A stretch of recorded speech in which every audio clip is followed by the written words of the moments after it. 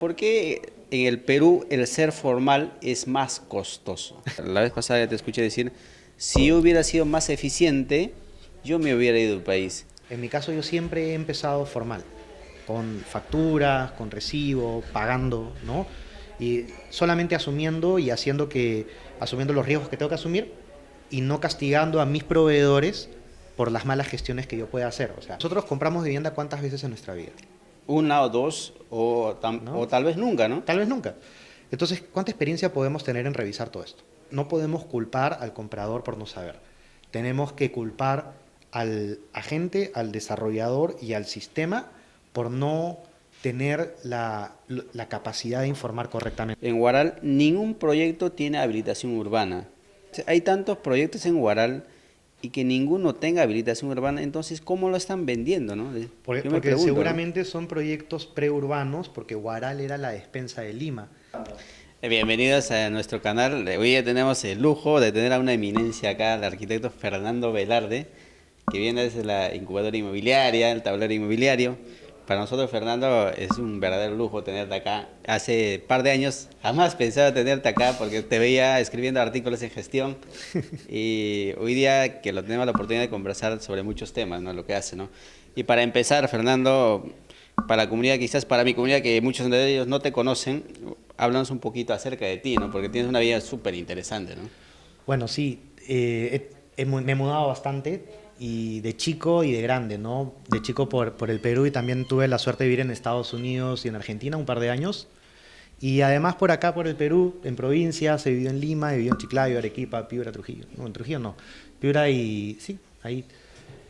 O sea, lo que pasa es que he tenido una crianza en la cual he visto cómo han ido cambiando estas ciudades. Y ya de grande me volví arquitecto, me apasionaba siempre el diseño, pero terminé en investigación, ¿no? Y de curioso, pues uno va explorando, va abriéndose camino, va conociendo y vas dejando pues que las oportunidades se vayan dando, porque a veces uno quiere hacer las cosas de una manera y es terco, ¿no? Y eso hace que se te cierren algunas puertas. En mi caso, yo a todo le decía que sí. Entonces, bueno, voy a hacer estudios de mercado, nunca he hecho uno en mi vida, pero ya pues aprenderé. Y entonces empecé a trabajar en estudios de mercado, después abrí una empresa de construcción y análisis, y ahora tengo una empresa que hace estudios de mercado que se llama B más Consultoría, que es de hecho la empresa con la cual eh, creé una metodología especial que es la metodología que me permite justo analizar y poder dar estas opiniones que doy ahora, ¿no?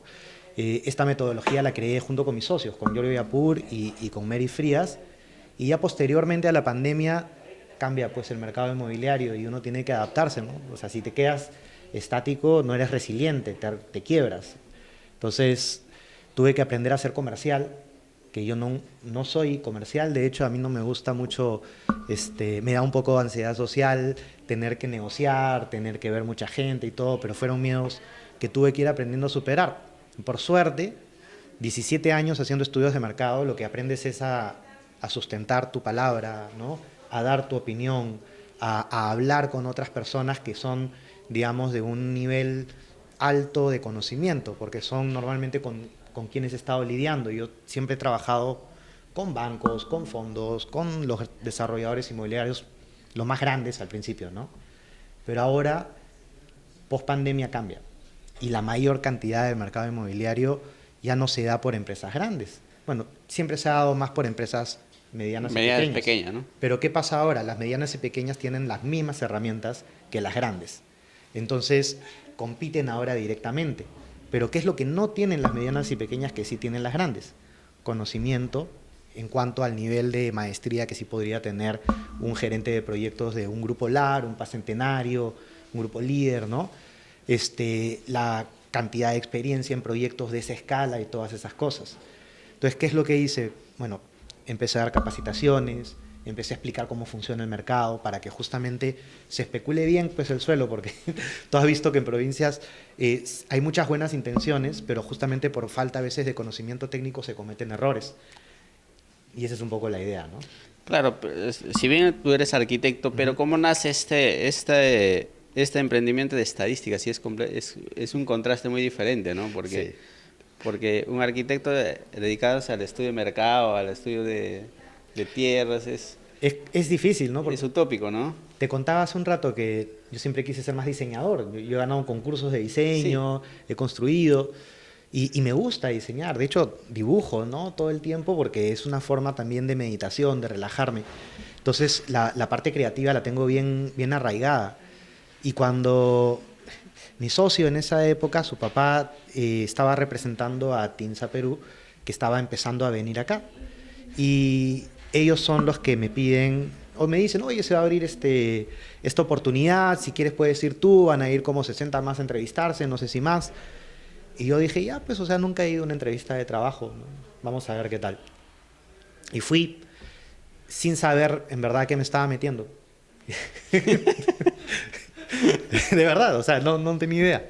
Entonces, leí la página web un día anterior de la empresa esta y se llamaba Tinsa, pero aprendí en ese momento que era Tasaciones Inmobiliarias Sociedad Anónima. Y yo dije, ¿qué hago yo acá? Si no es mi rama. No, yo no sé Excel.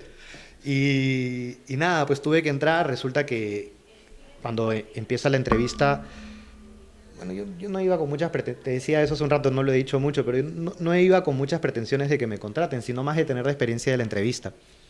Y ya cuando pasa un tiempo, bueno, en la entrevista, en lugar de estar nervioso, yo estaba súper relajado y yo los comencé a preguntar a ellos, ¿no? O sea, ¿por qué llamas a un arquitecto diseñador para hacer tasaciones? ¿Por qué tal cosa? ¿Por qué tal otra? Y ellos como que me miraban, ¿no? Un español y un chileno ahí mirando, diciendo, ¿y este chibolo qué se cree? ¿No? Que nos...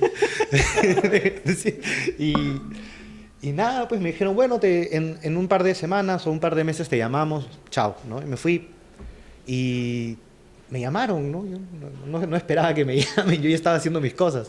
Entonces yo tenía mi empresa en esa época con mi socio, ¿no? Estábamos haciendo remodelaciones, construcciones, ampliaciones. Entonces yo no cerré esa empresa, entré a trabajar a Tinsa. De hecho, mi primer trabajo fue remodelar la oficina para que podamos usarla.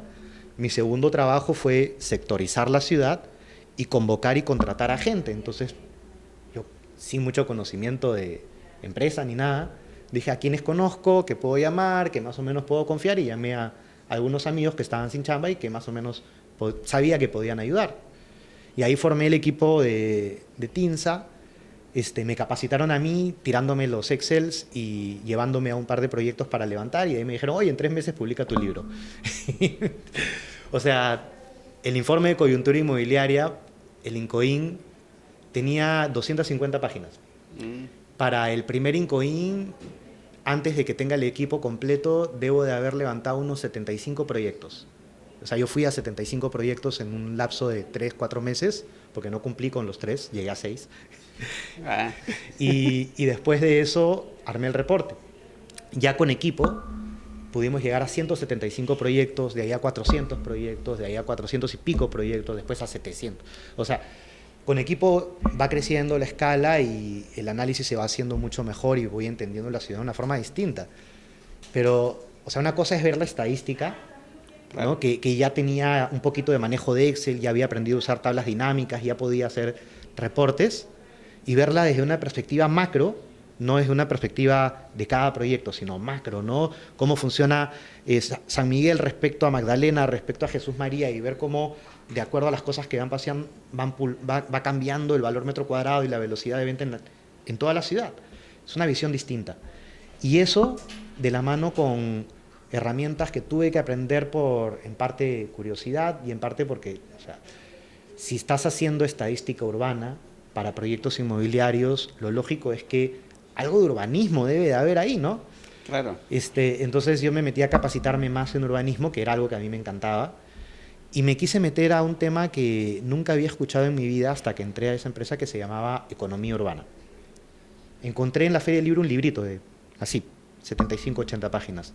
Economía Urbana, y era la carátula era La Perla Callao. No entendí mucho del libro, porque, o sea, era terminología bien compleja para mí. Entonces, tenía que leer con Wikipedia y con un diccionario, porque en esa época todavía había diccionarios. Para transcribir. Para entender. Claro. Y llegó un punto en el cual ya no podía leer solamente el libro con los conceptos, sino que ya tenía que tener, por ejemplo, me había descargado un libro de qué es el marketing. De ahí me había descargado otros libros sobre qué es la estadística. De ahí estaba viendo otros libros sobre costos de construcción. Y así sentía de que tenía que ir como que absorbiendo en paralelo que hacía estos estudios de mercado porque de alguna manera esto me iba a ayudar para entender la data. Y en esa época, ya te estoy hablando del 2008, fue cuando por primera vez escuché que era una cabida, ¿no? La caída financiera o arquitectónica. La cabida arquitectónica financiera, las dos. Entonces, en ese momento, ya tenía como 400 proyectos en la planilla. Dije, voy a hacer una cabida para los 400 proyectos de la planilla, pero lo voy a hacer estructurando, digamos, las fórmulas de la misma manera que están estructuradas y condicionarlas todas de la misma manera que estaba la base de datos. Entonces, cosa que yo podía jalar todas las fórmulas y me iba a dar de resultado cuál es el valor metro cuadrado de suelo de todo Lima, simple y llanamente por valor residual de suelo. Fue un ejercicio bien interesante, ¿no? O sea, hacer las fórmulas y todo me debe haber tomado unos 2-3 días y probarlas que funcionen bien y después jalarlas. Tuve que dejar la laptop, la computadora. ¿Qué fue? Yo me quedé todo desde las 9-10 de la mañana hasta el día siguiente, prácticamente. Pasando. Estaba procesando. Y cuando terminó, encontré, ahí fue donde vi los valores metro cuadrado, que San Miguel en esa época en La Perla estaba $120, $170, había subido ya Magdalena un poco y así comencé a ver cómo la ciudad iba cambiando de valor de suelo en el tiempo en función a cómo iban cambiando los parámetros y cómo se iban vendiendo las cosas, porque iban subiendo los precios. Ahí empecé a entender, ¿no?, cómo toda la parte del marketing y del urbanismo influían en el producto, que influían en el valor de suelo. Entonces, justo ahí ya también dejé de trabajar en Tinsa y abrí mi propia práctica. Y ahí fue que entendí, ¿no? Si voy a competir con una transnacional, también tenía que competir con Arellano, tenía que competir con empresas muy consolidadas y yo era un calichín, pues, ¿no? O sea, sin nada. ¿Cómo compito? ¿Cuál es mi valor agregado? Urbanismo, arquitectura, ¿no? Visión de producto, visión de la persona. Entonces agarré mis fortalezas, agarré lo que había aprendido en Tinsa y mejoré el proceso, mejoré el producto y salió B+ Consultoría. Claro, en este largo tiempo de 17 años, ¿cuáles han sido los principales retos que has afrontado en este análisis de mercado? Entonces, compitiendo con grandes empresas, así como tú dices, ¿no? Mira, en el 2017 se crea una ley de fondos de inversión. Se apertura un mercado nuevo y, o sea, comienzo a tener un montón de flujo de chamba, bastante más de lo que yo podría haber esperado, pero de poca paga, porque eran bases de datos para evaluar, digamos, 40 proyectos inmobiliarios al mismo tiempo, 60 proyectos, digamos, W Capital y otros fondos más, ¿no?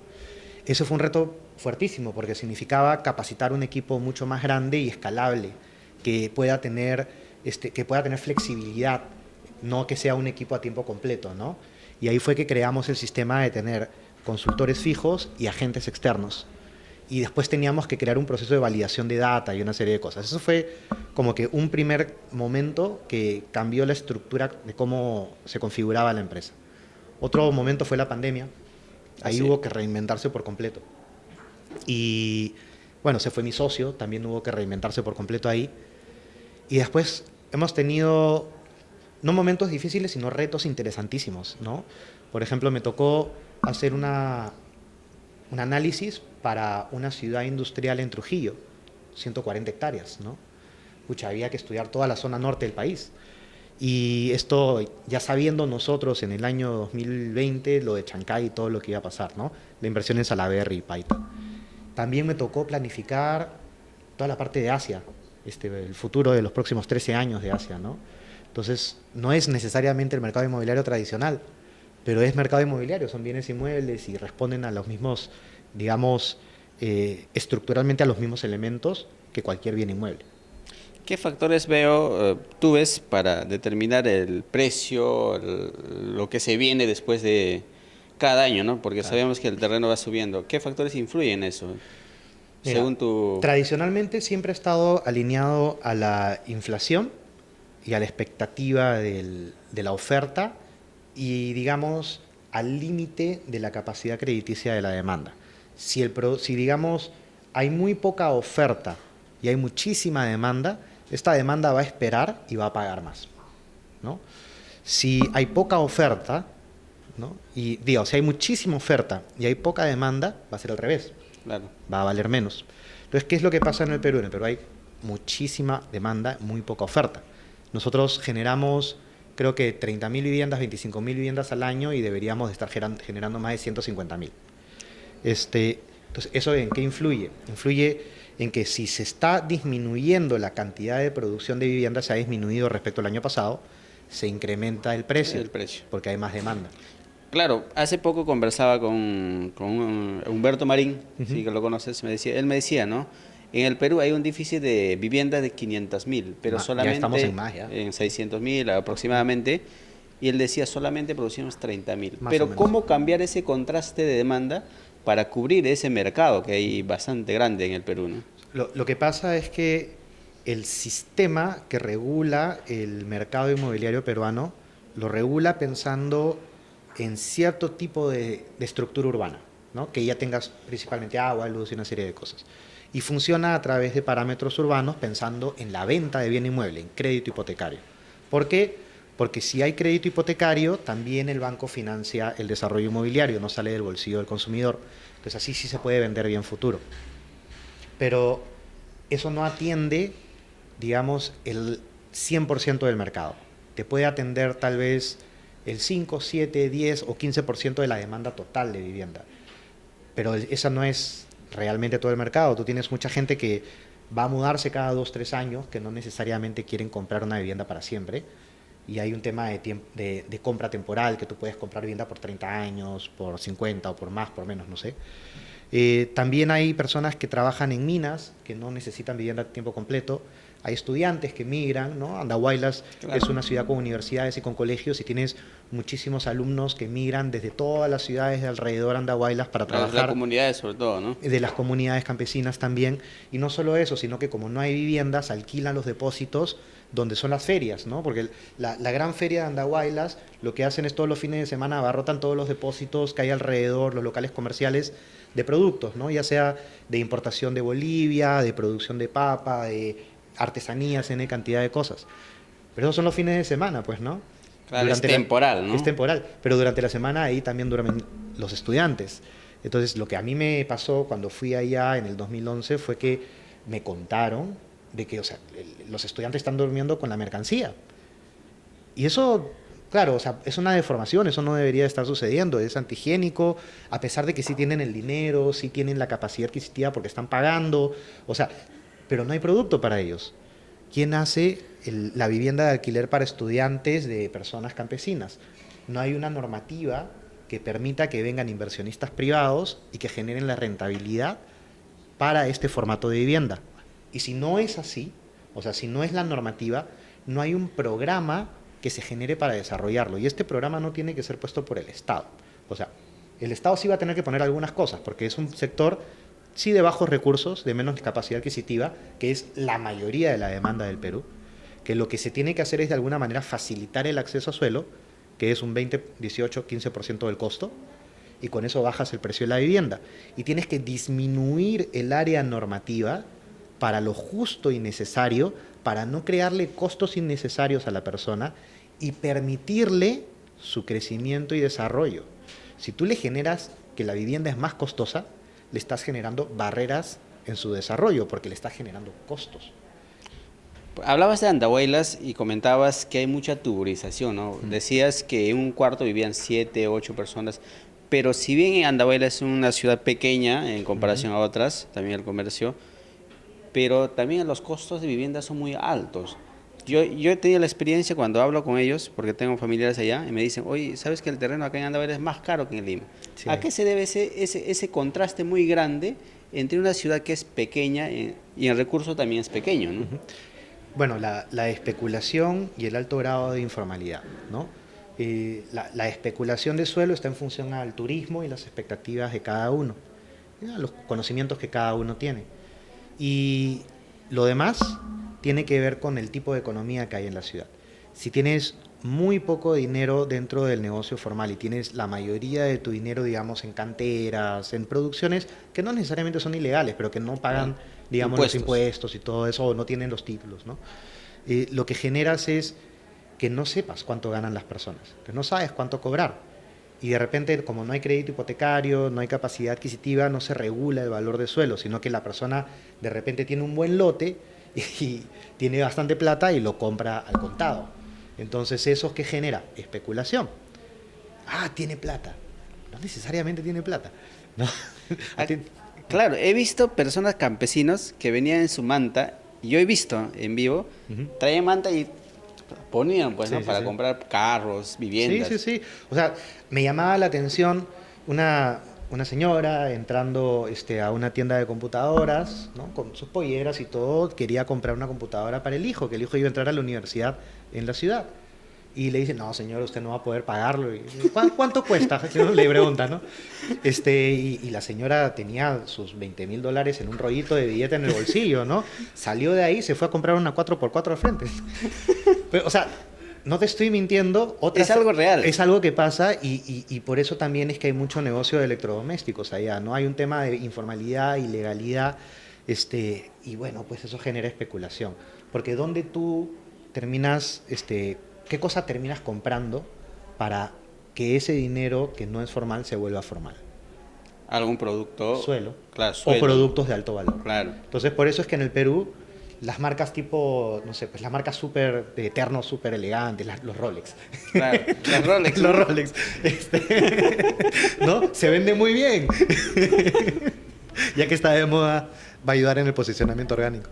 Claro, claro, obviamente los Rolex es una marca exclusiva que no cualquiera adquiere, ¿no? ¿Sí? Y se vende al parecer más acá que en otros países, ¿no? Sí, eso es verdad, pero tú hablabas también de Andahuaylas de un corredor turístico muy interesante, ¿no? Uf, uf. Cuál es tu impresión como ciudad y los alrededores que tiene Andahuaylas? Yo creo que Andahuaylas es, para mí, que no conozco Oxapampa o Posuso, ¿Ya? yo creo que es para mí la ciudad más bonita del Perú. Me gusta más que Urubamba, a mí, porque yo valoro algunas cosas distintas. A mí me gusta la paz que tiene la ciudad, la baja escala, la identidad que tiene, los idiomas, los olores, todo lo que hay ahí que es muy, muy, digamos, todavía no ha sido tan profanado por la urbanización. Claro, sí, pareciera virgen todavía, ¿no? Es Claro, campo, y la gente es campo también. El turismo es hermoso. Yo me he ido en carro de acá a Andahuaylas y pasar por la zona esta, bueno, del Congo creo que es, ¿cómo se llama? hay dos vías, ¿no? Que es una por los Libertadores, por Ayacucho, por Claro. Chincheros, por Uripa, y la Pero- otra es por por allá. Chahuanca, Abancay, ¿no? Sí, por ahí, por ahí. Entonces, Bueno, me he pasado la ruta, me demoré como 16 horas en llegar. claro. Fue hermoso, hermoso. Tuvimos todo tipo de experiencias en el camino con mi esposa, pero fue hermoso. Y llegando, yo he ido 2 veces. La primera vez que fui, llegué por el aeropuerto, porque justamente fui a un, ¿cómo se llama? A un taller para los planes de desarrollo específico de la ciudad. Y voy con la Universidad de Chiclayo, y llego por el aeropuerto y bajamos a la ciudad y me encuentro con un Andahuaylas en primavera, de Lindo, colores, claro. increíble, brillante. O sea, tú no podías, digamos, asimilar la cantidad de colores y texturas que tiene la ciudad, ¿no? Y el campo de allá es increíble. El cielo, las nubes, tienen personalidad. Y aparte tienes Sondor, tienes Pacucha, tienes después Vilcashuamán en el medio entre Andahuaylas y Ayacucho. Después, o sea, hay un montón de cosas más que ni siquiera están comercialmente disponibles. Pero tienes, creo que, una agencia nomás de turismo Claro. en Andahuaylas. Pero ¿a qué se debe, si tiene tanto turismo, explotar esos recursos, ¿no? Porque al final son recursos que pueden generar muchísimo empleo, muchísimo desarrollo, ¿no? Que es difícil llegar. Es Es difícil llegar. el acceso, ¿no? Claro, entonces si el aeropuerto estuviera funcional, porque creo que no está. Aeropuerto de Huancabamba todavía no está, no hay está. comercial, ¿no? No es- Solamente área militar. Exacto, exacto. No está funcionando. Yo creo que si eso se activa, tranquilamente va a pasar, no lo mismo que pasó en Tarapoto, porque la diferencia de Tarapoto con Andahuaylas es que Andahuaylas sí tiene universidades, tiene colegios, tiene comercio, tiene estadio, el hospital no. Es algo. El hospital no. Es una plaza preciosa que la diseñaron dos arquitectos súper talentosos que yo los conozco. Y nada, o sea, tiene muchísimo. Yo creo que Andahuaylas debería de ser una de las joyas del Perú y lamentablemente no se valora como debería de valorarse. Claro, tú me comentabas que si algún lugar del Perú quisiera vivir sería en Andahuaylas, ¿no? Claro, a mí me encantaría vivir en Pacucha, sería hermoso. Porque es una laguna preciosa, pero todavía falta explotar Pacucha. No hay servicios. No solo la lamentablemente. laguna, o sea, ahí nomás está Sondor, Sondor, ¿no? claro. Y de Sondor tú literalmente te paras atrás del cerro y ves valles y valles y valles y valles, o sea, no se termina. Es, te quita, te abruma, Te es, quita es hermoso el espacio. Sí, sí, hermoso. Sí, tuvimos la oportunidad de niño jugar ahí, de pasearnos entonces. Hoy día que volvemos cada cierto tiempo, volvemos con nostalgia, ¿no? Todo el Claro. cambio, ¿no? Aún así, a pesar de los años, todavía no ha cambiado mucho, no ha desarrollado mucho No, tampoco, ¿no? pues. Y sería bonito que sí exploten el turismo sin perder la identidad, de que sí de alguna manera mejoren su urbanización, su calidad de vida, pero sin tampoco perder lo que son. Conservando las costumbres, todo ese Claro. tema. O sea, no necesariamente tienen que desarrollarse dentro de lo que ya ahorita es la parte más tradicional. Tienen espacio para afuera, tienen espacio para arriba, para abajo. No tanto por las laderas en la parte específica de Andahuaylas, pero sí más allá. Entonces pueden crecer una parte de Pacucha, pueden crecer hacia otros lados. Yo creo que ahí tiene que pensar de que la ciudad no necesariamente es, tiene que estar todo en un solo lugar. En Estados Unidos, en otros lugares, tú tienes zonas administrativas, zonas turísticas, zonas residenciales, y que a veces están 20 minutos de distancia, 30 minutos de distancia. Y no pasa nada, como tienen un buen sistema de transporte público, se mueven así. Y Andahuaylas no tiene mucho tráfico. Claro, no hay mucho tráfico, ¿no? Tranquilamente con sistemas de teleférico puedes cruzar los cerros también. Claro, porque estamos, es tipo valle, ¿no? Está hundido, ¿no? Es una cuña, ¿no? Está Claro. metido ahí. Y bueno, ya han canalizado el río, pero todavía falta canalizar un poco más, ¿no? O ese río sí se inundaba antes y sí generaba problemas, pero por suerte ya no. ¿Qué te llamó de la feria? Me hablabas de la feria que había en Andahuaylas, ¿no? A ver, experiencias increíbles, ¿no? Porque cuando tú llegas, cuando yo llegué a Andahuaylas, lo que vi fue todos los techos azules la primera vez, ¿no? Calamina. Los plásticos de los localcitos, ¿no? Claro. Y lo que me decían eso, y acá hay más de 30.000 personas nuevas que vienen cada mes. En esa época era cada mes, ahora es cada semana. Claro, cada domingo.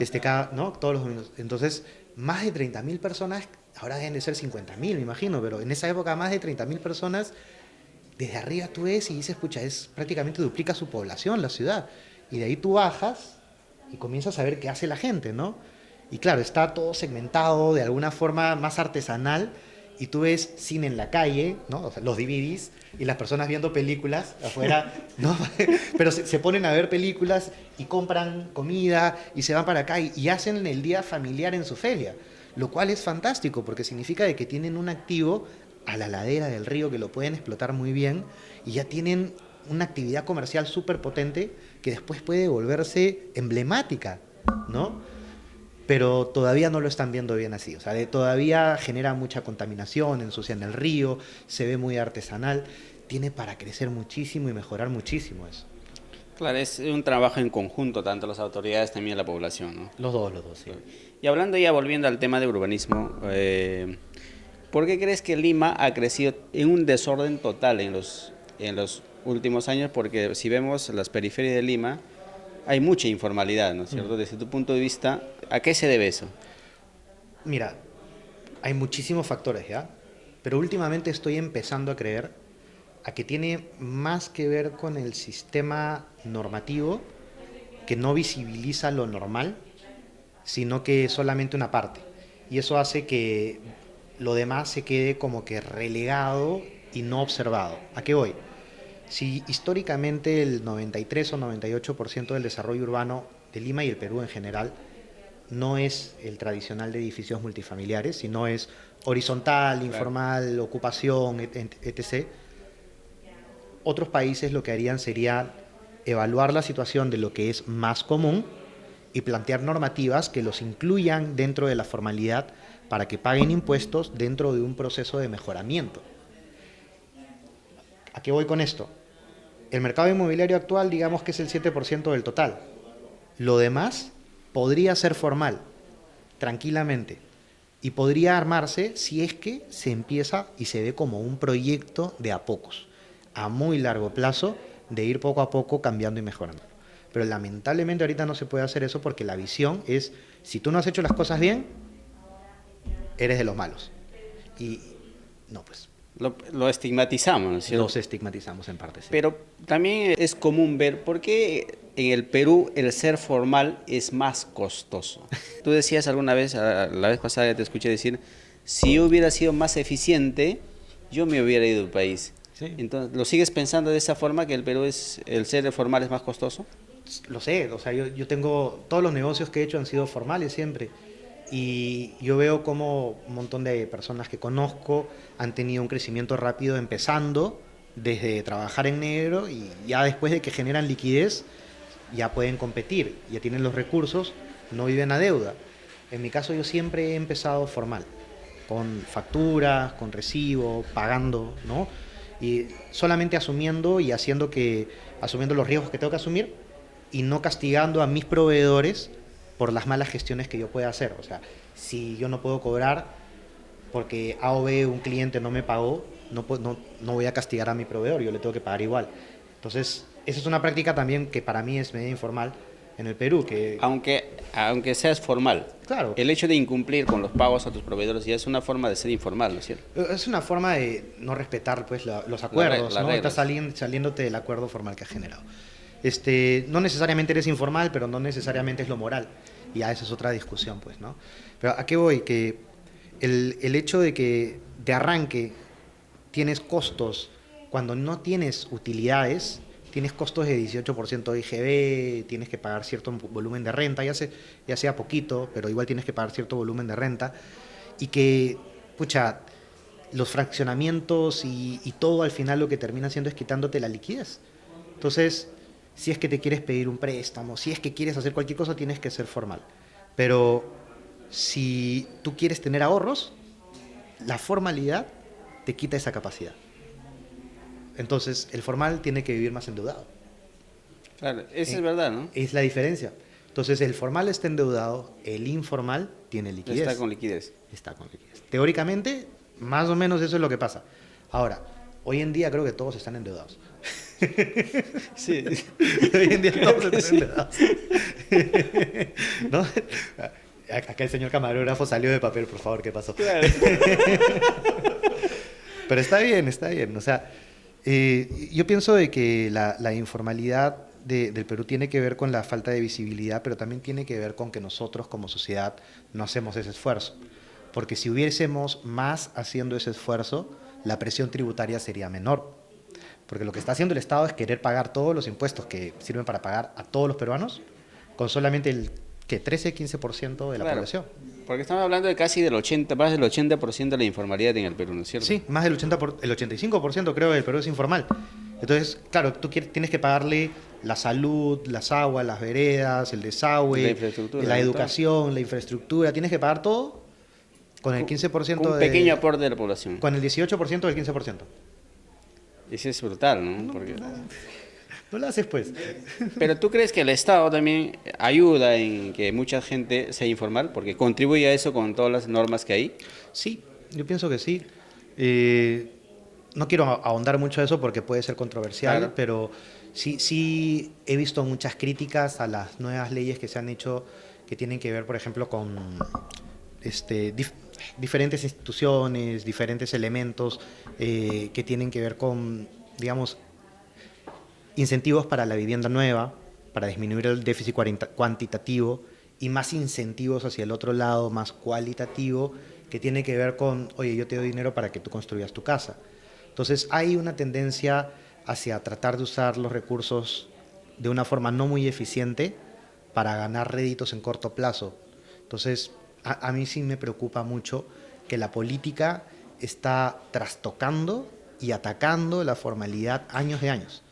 Y eso que está generando que los inversionistas no quieran invertir. O sea, yo creo que el mejor ejemplo es lo que ahorita pasó con Chancay, ¿no? Eso de que se puso en riesgo porque dijeron, oye, o sea, Te quito la exclusividad te quito y... el mismo año que va a salir. O sea, eso no puede ser serio. No podemos vivir en una sociedad en la cual tú vas a estar cambiando las reglas de juego a cada rato. Y las reglas de juego solo se están cambiando por vocación política, no por vocación Técnica. institucional. No hablemos de técnica, porque técnicamente, digamos, es un amigo me decía, que el tecnicismo es una corriente, al igual que lo político. Es una corriente de pensamiento. Claro. Hay gente que piensa más políticamente, hay gente que piensa más técnicamente. Pero lo que no podemos hacer es dejar de pensar institucionalmente. ¿Eso qué quiere decir? De que si la institución tiene estas reglas de juego y hay un cambio de alcalde, las mismas reglas del juego se tienen que respetar. Claro, obviamente. Eso es Claro, institucionalidad. porque ahí jurídicamente hay una estabilidad, ¿no es cierto? Exacto. Si viene el otro alcalde, el otro presidente o el otro congresista o el otro ministro y dice, yo no voy a respetar la exclusividad del puerto o yo no voy a respetar tu parámetro urbano de vivienda de interés social, genera impredictibilidad y riesgo de inversión. Entonces, la principal barrera de entrada por el cual hoy en día las inversiones están frenadas es eso. No tiene que ver con la crisis internacional, no tiene que ver con otras cosas, es falta de confianza en nuestro sistema. Claro, es capacidad de gestión de nuestras autoridades también, ¿no? Interés en hacerlo bien también. No solo es capacidad, hay gente muy capaz en nuestro gobierno, es interés en hacerlo bien también. Pero por qué el Estado es tan deficiente comparando con el sector privado? Por ejemplo, este puerto es una inversión privada. Si bien la empresa es COSCO Shipping, que es empresa estatal china, y también el Volcan, pero lo están haciendo en un tiempo corto, relativamente corto. ¿Tú crees que si el Estado hubiera intervenido, me imagino que hubiera demorado unos 10, 15 años, ¿no? Porque, Seguro se demoraba más, pero tampoco, mira, no quiero satanizarlo, claro, porque el Estado tiene otras obligaciones que un privado no tiene y a veces esas obligaciones requieren desvían a la de atención. procesos, ¿no? O sea, de procesos adicionales. Por ejemplo, oye, yo tengo que sustentarte a ti, mis gastos, tengo que sustentarte a tal, Claro. tiene que venir tal otra entidad a validar tal cosa y eso, o tengo que esperar a que me liberen tal fondo o se genera una pelea La política. burocracia, ¿no? Claro, eso hace que el Estado sea más lento, ¿no? Y no necesariamente está mal. Nosotros tenemos mecanismos para que eso no afecte, que son las asociaciones público-privadas, obras por impuestos, claro, y una serie de otros mecanismos más. Pero como han habido los temas de corrupción, que viene del tema del privado y del público, de los dos, ¿no? Los Claro. temas de corrupción, porque el privado también es corrupto. Claro. Como hemos tenido eso, se perdió confianza en esos esquemas APP, ¿no? Obras por impuestos, y han venido, pero así, desinflándose, y por eso es que no ves obras de infraestructura grandes. Y este año se ha puesto en cartera muchísima obra de infraestructura, pero todavía no hay confianza. Entonces, ¿quién va a invertir? Entonces, no creo de que haya mucho crecimiento ahorita en inversión, mientras que las cosas vayan siguiendo así. En el corto plazo no vemos en todo caso un despegue de nivel financiero y económico en el Perú todavía. Este año no creo. O sea, tuvimos suerte que el niño no golpeó tan fuerte. Eso genera que nuestra caída no haya sido tan fuerte. Si venía el niño con todo, tal vez nuestra caída era por debajo de cero. Pero ahorita estamos por debajo de lo mínimo que deberíamos de crecer para mantenernos estables. Nosotros deberíamos estar en 5% suave. ¿Y eso cómo afecta en el sector inmobiliario si vemos que comprar una vivienda es un ticket más alto, ¿no? Porque si la economía está frenada, ¿en qué magnitud afecta la compra de vivienda del sector inmobiliario en el Perú? O sea, velo desde el lado de la confianza. Si el banco no confía en que tú vas a pagar tu crédito hipotecario porque hay mucha volatilidad en tu trabajo, Claro. digamos, eres pescador y hay derrames de petróleo, digamos, eres constructor y hay impredictibilidad jurídica en las constructoras, ¿no? Si el banco ve eso, no te va a dar el crédito. Y por lo tanto, El proyecto no se avanza. se Y frena. por lo tanto no se entrega. Y si no se entrega, se vuelve estafa. No se cumplen los contratos. Entonces la confianza es la base de todo. Tú no puedes vender vivienda bien futuro si nadie confía en ti. Y nadie puede confiar en ti si no se pueden confiar en las reglas de juego. Claro, y hablando también del tema inmobiliario, hay muchos proyectos en el norte que veo se ejecutan sin los permisos adecuados, ¿no? ¿Por qué crees que las inmobiliarias es la responsabilidad solamente del privado o también es compartido con las instituciones que hay en... Sí, yo creo que hay compartido, porque muchas veces, o sea, el privado puede tener todas las buenas intenciones del mundo, pero a veces elevar un plan, ¿no? O sea, yo estoy presentando este proyecto a la municipalidad, un proyecto macro, digamos 50 hectáreas, ¿no?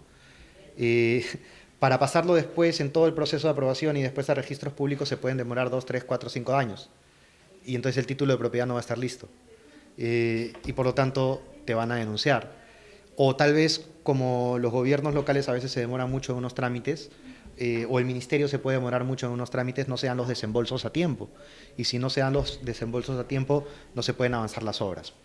O también puede ser de que el desarrollador inmobiliario haya visto un terreno y haya dicho, oye, esta oportunidad está excelente, estoy cerca a la ciudad, más o menos me va a salir barato poner la infraestructura, voy a vender y título de propiedad de 120 metros cuadrados y pucha, ya en el camino con el presupuesto saneo, ¿no?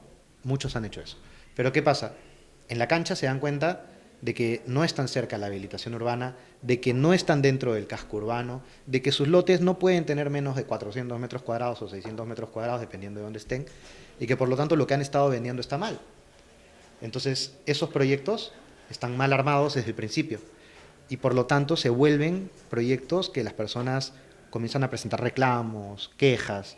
Esos reclamos, quejas hacen que salgan como proyectos estafa en redes sociales, que no es una mala intención, ¿no? Es una mala gestión. Y eso genera costos indebidos, genera un montón de problemas, retrasos. Y bueno, eso hasta se politiza pues también. Sí vemos proyectos, pero también es falta de educación del consumidor también, ¿no? Porque si tú compras un producto, un proyecto, lo mínimo que puedes evaluar es la documentación, el planeamiento, todo eso. Porque, ¿a qué se debe que el peruano, no sé si el peruano o latino, no evaluamos mucho el aspecto legal, el aspecto técnico No es del solo los proyecto? peruanos, no es solo los peruanos. O sea, ahí hay un tema bien importante, que es la documentación o la parte técnica de un bien inmueble es bien compleja. Todo el proceso es bien complejo. Pero nosotros compramos vivienda ¿cuántas veces en nuestra vida? Una o dos, ¿No? o tal vez nunca, ¿no? Tal vez nunca. Entonces, ¿cuánta experiencia podemos tener en revisar todo esto? Ninguna. Nada. Entonces, no somos buenos haciendo esto. Eso lo tiene que hacer alguien que sabe. En otros países hay intermediarios que no necesariamente son brokers o agentes. Ponte, en Estados Unidos tienes una figura que es un fideicomiso, donde tienes el cliente quiere comprar una vivienda. Entonces viene un agente, le busca una vivienda, le presenta los documentos del cliente al fideicomiso. Claro, es como un árbitro, ¿no? Es un centro, sí, es Claro. el centro. Entonces, este de acá se encarga de recibir el dinero del cliente y dárselo al banco. En todo caso, se encarga o de recibir el dinero del banco y dárselo al cliente, depende de lo que sea, el vendedor de la propiedad. Se encarga, o sea, este pata es el punto medio de todo porque es la entidad que revisa los documentos que la gente le da, que revisa las condiciones que el banco pone, que revisa los documentos legales del cliente que está comprando para ver de que no sea estafa, revisa todo, pues. Entonces, es un notario más que un fideicomiso. Y eso no hay acá. Es el que da validez al intercambio. Es el que finalmente lo hace notarial, ¿no? O sea, el que le das el check. El Dice, visto ya, bueno. esto va. Esto cumple con todos los requisitos mínimos para hacer una operación legal. Aquí no hay eso, pues. Aquí, ¿quién hace eso? El desarrollador inmobiliario.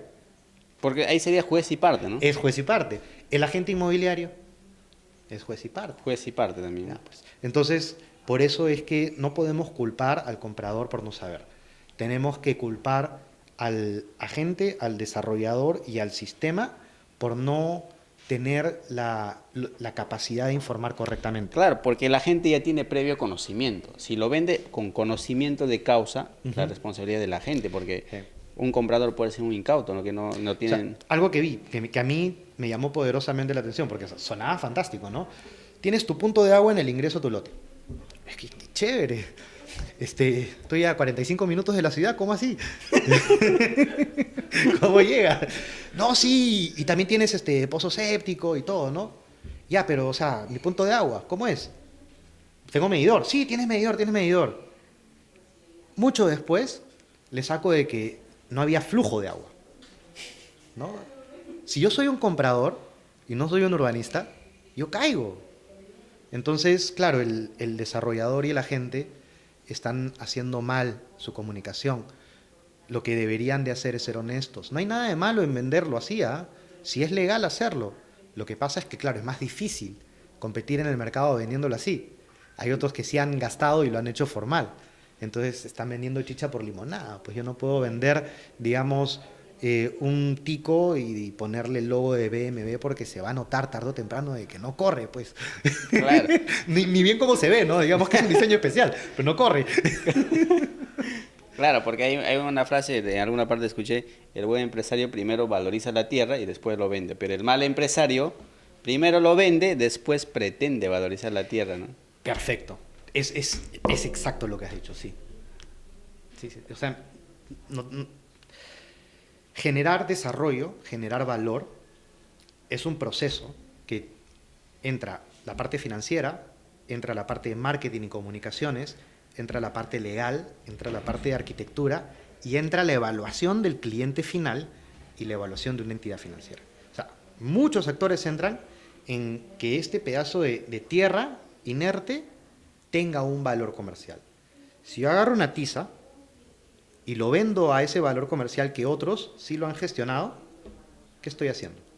Estoy inflando el precio porque yo no he hecho nada de eso. No he invertido nada en este proyecto. Claro. Entonces simplemente estoy inflando el precio. Estoy vendiendo tierra, no estoy vendiendo desarrollo. Claro, lo que hemos visto en muchos proyectos, compran pedazos grandes, lo tizan, meten la tiza, el cal, y te dicen, no, te vendo 120 metros, pero ya bajo esa figura comercializan. Pero también he visto compras por montón. ¿Por qué? Por el precio, yo no sé, la emoción. ¿A qué se debe eso? Porque un proyecto formal es un poco más lento venderlo, pero un proyecto informal por el costo se vende masivamente. Es que hay varios factores ahí. Tú tienes el factor del alto grado de informalidad de nuestro sistema.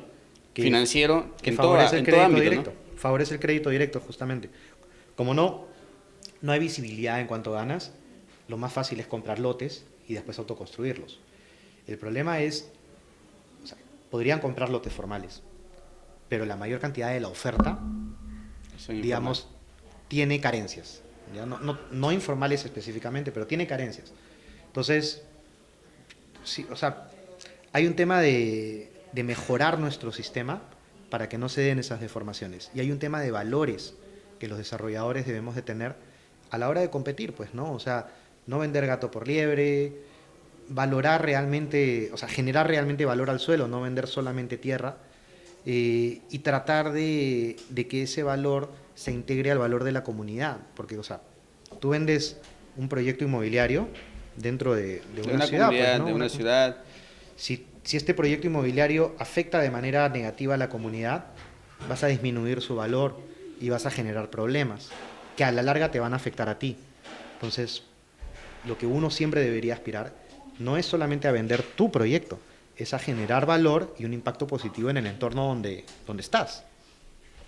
Aún así después de la venta, porque en Estados Unidos el verdadero reto comienza en la postventa, decían, Sí. ¿no? Porque no solamente es vender el lote, sino el que viene después, ¿no? Y hay otros países donde tú tienes un trabajador social, sobre todo para las viviendas de niveles socioeconómicos más bajos, donde este trabajador social, después de la venta, ya están viviendo las personas ahí, va a las casas. Les preguntan qué estás gastando, cómo te va, te sientes bien, estás contento. O sea, hace el seguimiento no de postventa, sino lo ayuda a que mantenga sus gastos, lo ayuda a integrarse a la comunidad, ayuda a las personas a que tengan una convivencia más sana, a que puedan pagar su cuota, ¿no? A que puedan quedarse con el hogar. Entonces, yo creo que esa parte, que es ya la parte más blanda, que la parte más social, aquí no la tenemos porque es muy costosa. Pero si la podemos meter de alguna manera dentro de la postventa como una inversión para generar venta por referidos y ese tipo de cosas, por lo menos por un par de años dentro de la garantía de la venta del inmueble, sería bien interesante. Humberto Marín, de hecho, debe hacer eso. Claro, Humberto Marín trabaja en una empresa muy grande. Hace poquito tuvimos la oportunidad de visitarlo, también grabamos con él y nos manifestaba muchísimo valor de sus productos, ¿no? Sí. Pero tú también tienes un libro que es un manual para los agentes que se llama El Camino del Agente El viaje del agente inmobiliario. Sí. ¿Y cómo nace el título de ese libro? Porque es interesante, porque el camino de un agente inmobiliario es un verdadero reto, ¿no? O sea, para... Yo estaba jugando con varios nombres, ya tenía redactado casi todo el libro. Y estaba pensando, o sea, como es una historia mía, pero es conceptual y todo, estaba pensando más en, o sea, experiencia en estructuración de proyectos, en cantidad de cosas. Pero como en ese tiempo, justo la gente estaba adquiriendo muchísimo más importancia, ¿no? Claro. Y yo me acordaba de mi experiencia tratando de ser agente por el año 2007-2008, cuando recién empezaba todo esto, que no fue una buena experiencia. Y he visto desde afuera cómo ha ido cambiando el sector y he ido conociendo a diferentes tipos de agentes. Dije, oye, aquí falta de alguna manera ordenar la cancha respecto a los agentes que son los que están especulando el suelo y que están llevándole este suelo ya con el precio y el producto al desarrollador. Porque a mí me llegaban los productos ya especulados y yo les decía, no, esto tienes que replantearlo, esto está mal, no va a funcionar, ¿no? Eso era lo típico. Entonces dije, ya, ¿qué puedo hacer? Vamos a darle la herramienta a la gente para que la gente pueda hacer una especulación más sensata. ¿Qué necesita? Entonces comencé a quitar algunas cosas, a poner otras, a cambiar un poquito. Siempre quisimos hacerlo bien simple la comunicación, pero a cambiar la historia para poder catalogar a los tipos de agente que habían en ese momento, que ahora tengo que actualizarlo y hay más. Y poder plantearlo de una forma como lo es, que es una especie de viaje aspiracional, ¿no? Uno empieza de alguna manera soñando con una comisión, una oportunidad, y de ahí ya te das cuenta de que hay más, ¿no?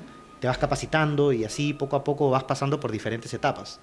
Entonces, no es que tú de la noche a la mañana te vuelves agente, hay un viaje de crecimiento, y ese viaje de crecimiento va a terminar en la medida que tú llegues a tener un conocimiento, pero así brutal, y puedas hacer negocios inmobiliarios de un montón de tipos, ya no solamente corretaje.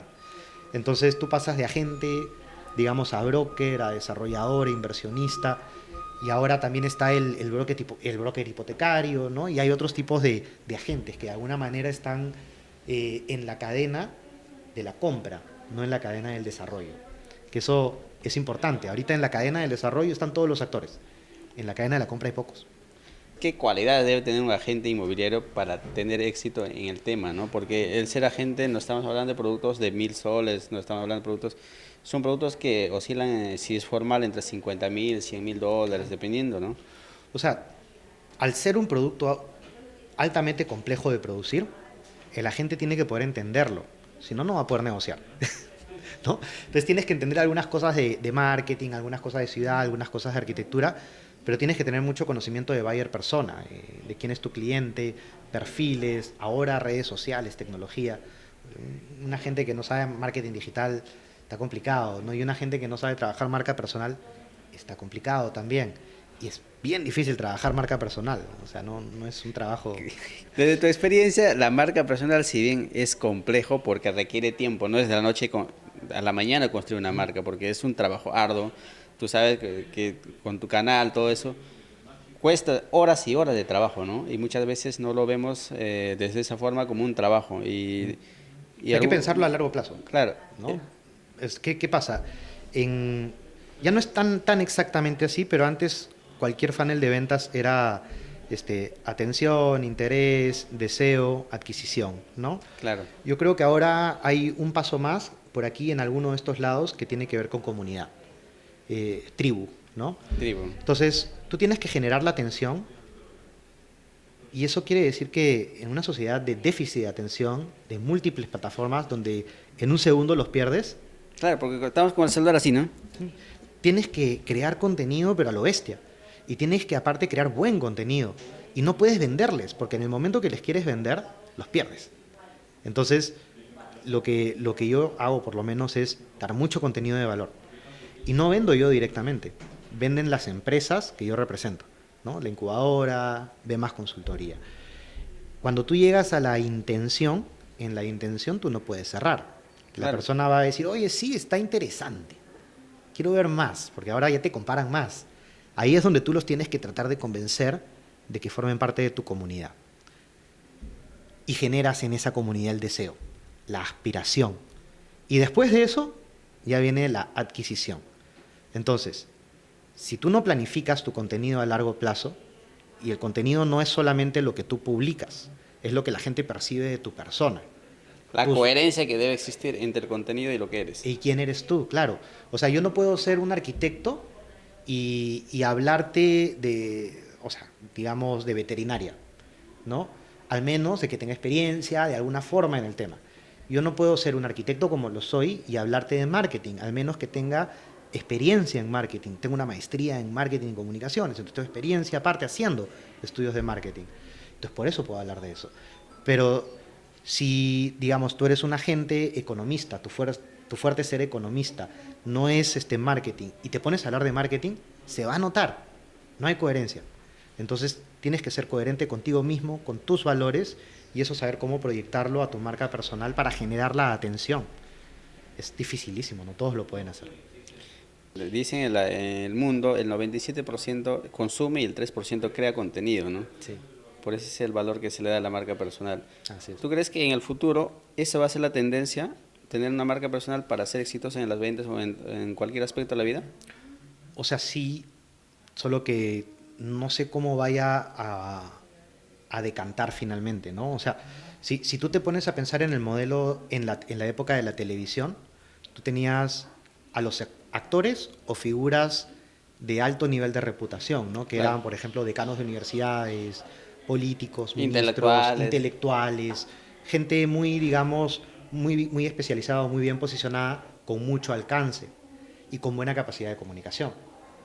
Hoy en día las redes sociales cambian eso y los influencers, el actor no necesariamente crea comunidad, Claro. ni tampoco el académico, pero el influencer sí te puede crear comunidad sin necesariamente tener esa capacidad técnica o sin necesariamente tener la estructura que tenían un actor detrás, que es toda la estructura de la empresa de marketing y todo lo demás. Entonces, ahorita el rol y la forma como el influencer hace negocios está todavía mutando, está cambiando. O sea, uno puede recibir ofertas de representación y no encajarlas simple y llanamente porque no va con tus valores, y otros sí las va a encajar a pesar de que no vaya con sus valores, porque todo esto de acá se está reinventando en paralelo que uno va avanzando. Entonces, ¿qué creo yo? Sí, ahorita el influencer es de alguna forma la figura que más llama la atención, pero todavía me parece que ese influencer va a evolucionar. Porque o sea, hasta hace un año no te imaginabas a alguien como yo en TikTok, ¿no? Claro. Todo el mundo me decía, pronto vas a estar bailando en TikTok, todo el mundo me decía. Bueno, no estoy bailando, pero sí estoy en TikTok. Pero es que a eso voy, ¿no? Va evolucionando, va cambiando y uno va, digamos, pintando la cancha en el camino. Pienso que se va a ir institucionalizando como todo en el tiempo, va a ir creándose una estructura un poco más sólida para que se pueda medir la herramienta del influencer en diferentes escalas. Van a haber diferentes tipos de influencers para diferentes tipos de productos, para diferentes, digamos, tipos de audiencia. Y seguramente para diferentes plataformas, porque no va a ser lo mismo un youtuber que un TikTok. Yo soy más youtuber que TikTok. Claro, porque YouTube ya es más especializado, ¿no? Porque si yo quiero una información especializada, ya voy a YouTube. Ya no voy a TikTok, porque TikTok es más general. Así es. Pero tienes otra gente que está más especializada en Instagram. Instagram es para otro tipo de productos, Claro. y así, ¿no? Y además usa otras herramientas. Pero ¿qué es lo que va a pasar? Cuando uno se empieza a acostumbrar a las herramientas de Instagram y ya lo tenga medio profesionalizado, aparece un TikTok. Y Te después cambia todo el panorama. y después va a aparecer otra más, y otra más, y otra más, y otra más. Entonces esto va a seguir así. Va a seguir cambiando y uno tiene que adecuarse, adaptarse a lo que hay, ¿no? Claro, es interesante analizar las redes sociales. Si bien ayudan, pero también es un reto constante, ¿no? Y son un costo también, ¿no? O sea, Es un costo de tiempo y de recursos también. sí, sí, sí. Pero hablando ya del tema también de los agentes de tu libro, ese agente inmobiliario, ¿qué tiene que evaluar para embarcarse en un proyecto? ¿Qué es lo que evalúa primero tú como agente? ¿Qué evaluarías primero para entrar a un proyecto o un desarrollo? Por ejemplo, cuando me dan un proyecto cualquiera, digamos, vivienda, comercio, lo que sea, lo primero es dónde está ubicado, ¿no? Descríbeme la ubicación, qué cosa pasa alrededor, es bonito, es feo, qué tipos de comercio hay, qué tipos de marca hay, y después dónde trabaja la gente, ¿no? O sea, en relación a, trato de entender cuál es la dinámica alrededor de mi terreno. Eso es lo primero. Lo segundo es qué cosa puedo hacer en mi terreno. Y si lo que pasa en la dinámica está alineado con lo que puedo o no puedo hacer con mi terreno. No es lo mismo estar en la mitad del desierto con zonificación de comercio zonal ¿no? y hacer un centro comercial donde no tienes población. Entonces no hay demanda de nada, entonces no puedes hacer un centro comercial, por más que tengas la zonificación no lo vas a poder hacer. Entonces, primero la ubicación, Después la capacidad productiva, que es los parámetros urbanos, zonificación y vías, título, El todo aspecto legal. el aspecto legal y lo productivo. Y lo tercero es el mercado. Entonces, si tú sabes ya qué es lo que está pasando en la ciudad y tú sabes qué es lo que puedes hacer, tú ya sabes quién puede competir contigo. Entonces, recién ahí pues, te pones a ver el mercado, cuando ya tienes cierta especulación. Entonces, comienzas a ver si estás compitiendo con vivienda, con comercio, y ahí antes no era tan crítico, pero hoy en día sí es muy, muy crítico ver, no, el valor metro cuadrado no tanto, la velocidad de ventas y el porcentaje de absorción. Porque antes un proyecto se podía demorar 2 años, hoy día se demora 4, 5, 6, 7. Entonces ahora sí te afecta a los indicadores financieros. El BAN se te va al piso. Si el proyecto no demora 2, si demora 4, se te va al piso. Claro, porque ya no estás generando rentabilidad, porque Estás a pérdida. entonces pero eso lo tiene que evaluar el desarrollador antes de empezar el proyecto, ¿no es cierto? Sí. O sea, como te digo, viene un dueño de un terreno y viene Claro. un desarrollador, los dos se Claro. sientan en mi mesa. Claro. ¿No? Todavía no han comprado el terreno. El dueño del terreno presenta el proyecto y yo digo, descríbeme la ubicación, déjame ver los parámetros urbanos y la productividad y déjame revisar cuál es el mercado. En esa mesa se trabaja cuál es el producto. En ese momento que se especula la cabida, ya tienes una cabida financiera con sensibilidad de mercado. Ahí se hace el contrato. En ese momento. En ese momento. ¿Por qué? Porque si tú lo haces antes, no tienes muy claro cuál va a ser el tiempo de vida para agotar el stock de tu proyecto. ¿Eso qué quiere decir? De que puedes comprar un producto que va a estar 4 o 15 años a la venta. Si tú ya tienes la información de velocidad de ventas, tú ya sabes cuánto es lo máximo que puedes pagar por ese terreno. Y como ya vas a tener el flujo, tú vas a decir, como no lo vendo en 2 años y no lo vendo en 15, te hago una contrapropuesta, porque no es atractivo tu terreno para mí. Y si no atraca, no va. Y el desarrollador no pierde. Y bueno, claro, el que está vendiendo no vende. Claro, porque si yo compro sin previo análisis, el perjudicado es el desarrollador, ¿no? El desarrollador, sí. El principal perjudicado es el desarrollador. El segundo perjudicado es la comunidad. Porque va a tener ahí un espacio que no se va a vender, que va a generar un pasivo urbano. Claro, pero si bien hay muchas empresas de todo tamaño, contratar un servicio como el tuyo genera, ¿cómo se llama?, un desembolso muy importante. No Pero tanto. ¿cómo contrarresto eso para que no me genere un impacto en la economía de la empresa, en las rentabilidades? O sea, no tanto. De hecho, el Porque estudio de mercado... yo he escuchado que tú cobras dependiendo del desarrollador, hay maneja escalas diferentes, ¿no? Escalas distintas. Lo que pasa es que si un terreno es muy grande, tiene más alcance, tiene más diversidad de usos y es más complejo. Entonces requieres evaluar más espacio dentro de la ciudad, distintos tipos de muestra comparable. Si un proyecto es más chico, no tienes tanta complejidad de análisis. Entonces yo he estandarizado las herramientas para que sean escalables de acuerdo al tamaño del proyecto. Entonces he evaluado proyectos de 8 unidades de vivienda, así como he evaluado proyectos de 140 hectáreas. ¿Por qué? Porque el de 8 unidades de vivienda requiere un reporte rápido de 2.300 soles o 2.000 soles y el otro requiere ya un análisis mucho más complejo de sistemas, estructuras urbanas y exportación e importación que posiblemente esté bordeando los 100.000 soles. Entonces, la escala depende justamente de eso, ¿no? ¿Cuál es el impacto, el alcance?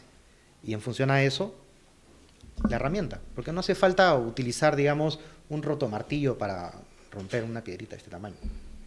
Claro, porque es proporcional al tamaño de la obra, del proyecto, ¿no es cierto? A la complejidad del caso, porque como te decía, 8 unidades de vivienda, Claro. sabes que vas a venderlos tarde o temprano, no va a moverte la aguja a nivel ciudad realmente. Lo que quieres saber es si estás en el precio, cuál es la velocidad, Estás y en tú los más o menos ya parámetros. con eso te mides, ¿no? En cambio, 1.500 unidades de vivienda, ahí sí que tienes que tener cuidado, porque ahí sí que tú puedes decir, oye, salgo con 500 unidades de vivienda de 3 productos distintos, o sea, 1.500 a la vez, o salgo algo con una etapa de 500, de ahí otra etapa de 500, de ahí otra etapa de 500, del mismo producto. El estudio de mercado te define eso. Eso no lo puedes definir así porque así. Porque para hacer eso, sí tienes que evaluar la demanda, tienes que evaluar el buyer persona, tienes que evaluar los perfiles de la ciudad, los comercios de la ciudad. Y en función a eso haces ya la estructura. Claro, pero ¿qué aspectos fundamentales tú evalúas como estadista, como Ah, consultor, para presentar un plan a ese empresario que tiene un proyecto a la vez para que pueda ejecutarlo, tener ok. la ruta, ¿no? Digamos, cuando tú recién estás adquiriendo un terreno y pongámonos en el hipotético caso que es un terreno grande. No importa si es dentro o fuera del casco urbano, es una facturación Claro. significativa. Este terreno va a necesitar una evaluación, en primer lugar, de lo que está pasando alrededor de la ciudad. Esa es una herramienta. Análisis urbano, lo que hacemos es evaluación de flujos vehiculares, flujos peatonales, usos, dinámicas en general. Esa herramienta para mí es fundamental. La segunda herramienta es el análisis de la población. El análisis de la población me va a decir capacidad adquisitiva, ticket, producto, estilo de vida y una serie de cosas. Lo tercero es normativa, porque me va a decir, estas personas tienen estos productos que podrían comprar dentro de este espacio de la ciudad. Lo cuarto es contexto económico, coyuntura, política. ¿Por qué? Porque me va a decir, estos productos en esta coyuntura son los más atractivos y estos perfiles de demanda en esta coyuntura no son atractivos. Y ya cuando tengo esto, trabajando con el desarrollador, se hace el mix ideal. Entonces ya entiendo la ciudad, ya entiendo un poquito de las personas, ya entiendo a la competencia y entiendo la coyuntura económica. Con eso, armo mi producto. Pero ¿por qué crees que muchos desarrolladores no toman en cuenta hacer estos estudios previos a la ejecución del proyecto? Hábito, hábito y desconocimiento. O sea, está muy instaurado en nuestra cultura que si hay un terreno, es una gran oportunidad. Lo ven desde su perspectiva, no ven desde la perspectiva del mercado, del comprador. Exacto, exacto. Al tú ver, digamos, al tú tener esa mentalidad de que todo suelo es una gran oportunidad, ya te estás olvidando del riesgo. Entonces, ¿para qué lo vas a evaluar? ¿Te das cuenta? Y si estás entrando tapándote los ojos sin mirar el riesgo, es- o sea, estás realmente tirándote a la piscina calato. O sea, te vas a meter en un lío tarde o temprano. Y este es un hábito, un mal hábito de los peruanos que hemos tenido porque hemos tenido siempre muchísima demanda, muy poca oferta y ese gap hace de que esto se pueda permitir. Pero hoy en día es más difícil porque ya hay más competencia. Más competencia en el sentido de las herramientas disponibles, no en el sentido de la oferta. Y aparte es más difícil para las personas comprar porque hay inflación. Entonces, hoy en día sí hay muchísimo más riesgo. Por eso es que las empresas que antes iban así, hoy en día se están tropezando. Vemos proyectos también que demoran muchos años, ¿no? Me imagino que no han previsto ese estudio de mercado antes, no han estudiado bien el tipo Ujú. al segmento de la población que quieren distribuir ese producto. Así es. Eso mucho tiene que ver, ese tema del estudio, ¿no? A mí me llegó una vez un cliente que me dijo, oye, creo que me hagas un estudio de mercado para definición de productos porque quiero vender 50 unidades por mes. Y dije, bacán, ¿quieres vender 50 unidades por mes en Guaral, no? ¿Ya? Bacán, ¿quieres vender 50 unidades por mes? Comencé a mirar Guaral y, ¿por qué quieres vender 50 unidades por mes? Porque eso es lo que necesito para terminar mi obra en tantos años. Ok. ¿Tú sabes cuánto vas a vender realmente? Le dije. Y me dijo, no, 12. Poco menos tal vez. No, pero tú me tienes que decir... No, chulo. No, ¿sabes por qué? Porque no estás solo en el mercado. Hay otros actores más. Y cualquier cosa que tú hagas hoy, que te haga vender hoy 50 unidades por mes a ti, todos los demás se lo van a copiar mañana. Entonces tú no vas a vender 50 unidades por mes todo el tiempo.